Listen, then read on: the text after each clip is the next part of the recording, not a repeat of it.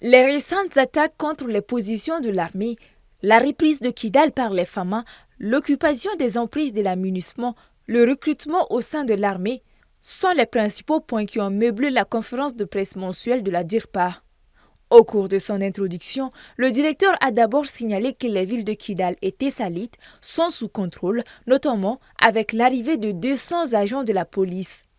Le directeur a aussi fait le point des récentes attaques contre les forces armées, notamment dans 3 postes à Labezanga, Gossi, Tessalit et Menaka. Au niveau du théâtre S, hier dimanche 3 décembre, les FAMA ont repoussé successivement des attaques terroristes contre 3 postes dans les localités de Labezanga, Gossi, Tessalit et Menaka. Les opérations aéroterrestres ont permis de désorganiser les assaillants tout en leur infligeant de lourdes pertes dans leur fuite. Plusieurs véhicules, motos et armes ont été récupérés.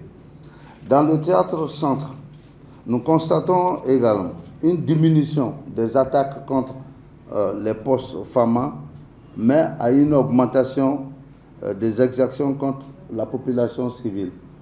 Cela s'est manifesté le 24 novembre dernier par les attaques simultanées des GAT contre les emprises de Gundam et Niafunke. Si à Gundam, les terroristes ont procédé à des tirs d'obus sur l'emprise, à Niafunke, ils ont utilisé un véhicule kamikaze pour faire intrusion dans l'emprise de Niafunke.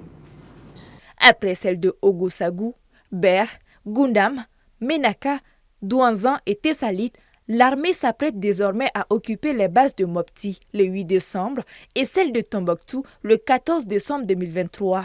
Cette deuxième phase a révélé beaucoup d'entorses dans le processus, car vous avez dû le constater avec nous que les forces onisiennes ont délibérément abandonné les postes de Aguelok et Kidal et ont été entre les mains des groupes armés. Mais par le courage et la bravoure des forces armées maliennes, donc le Kidal, la 8e région du Mali, a été mis sous le giron. Alors Mali et des opérations de sécurisation sont en cours. Donc à la date d'aujourd'hui, il reste les transferts des camps de Mopti, Tombouctou, Gao et Bamako. Tout le processus en ce qui concerne les transferts des camps doit être bouclé d'ici le 31 décembre 2023. Aussi, depuis le 23 octobre et jusqu'au 11 novembre, une fenêtre de recrutement avait été lancée au niveau de plusieurs départements de l'armée malienne. Il est à retenir un dépôt total de 366 228 candidatures.